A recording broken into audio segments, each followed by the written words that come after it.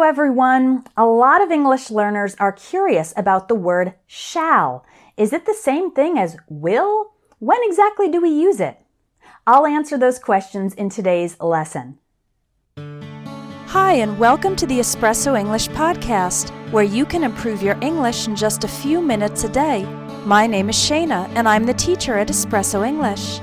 Make sure to visit the website espressoenglish.net, where you can get online courses and ebooks that will help you learn English even faster.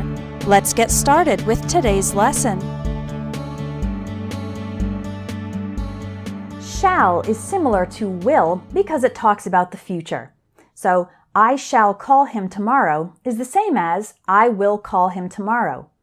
We shall arrive on Friday is the same as we will arrive on Friday. However, in modern American English, shall is almost never used to talk about the future. It sounds very formal, and we pretty much always use will, or even more commonly, the short form. I'll call him tomorrow. We'll arrive on Friday. In British English, you might hear shall used a little more often to talk about the future, although the trend is actually moving more towards will in British English as well. There are still a couple places in which Americans sometimes use shall. I can think of 3 examples. One is when we want to ask a question with a little more formality. A common example is at a wedding or a formal dance, one person asking another, "Shall we dance?" It sounds more elegant than "wanna dance?" which would be an informal way to ask it. Or at the beginning of a business meeting, the leader might say, "Shall we get started?" In this case, the more informal way would be, "Should we get started?" or simply, "Let's get started." The second case is in legal language. Shall can be used for obligations or requirements. For example, workers shall wear protective equipment at all times. And shall not is used for things that are prohibited. For example, the company shall not discriminate on the basis of race or gender.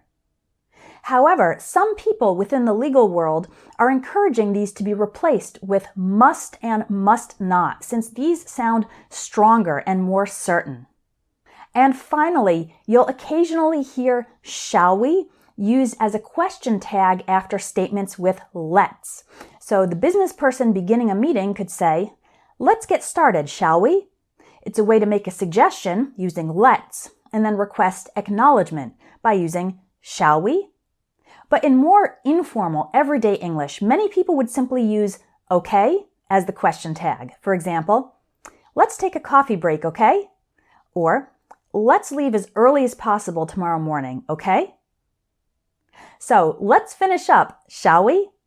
I hope this lesson has helped you understand when people sometimes use shall and what it means, as well as the alternatives which are becoming more and more common nowadays, especially in American English. We almost never use shall anymore. If you've got a question about a word or a phrase in English, please put it in the comments, because I love getting ideas from students about tips and lessons to create in the future. And if you want to take your English to the next level, check out my courses and ebooks at espressoenglish.net, because they can help you improve your speaking, understand better when listening, expand your vocabulary, and so much more. Thanks for joining me today, and I'll talk to you in the next video. If you want more great English lessons, visit espressoenglish.net, where you can sign up by email to receive a free ebook with 500 plus real English phrases. You'll also find online courses to help you improve your English fast, even if you don't have much time to study. Keep practicing your English, and I hope you have a wonderful day.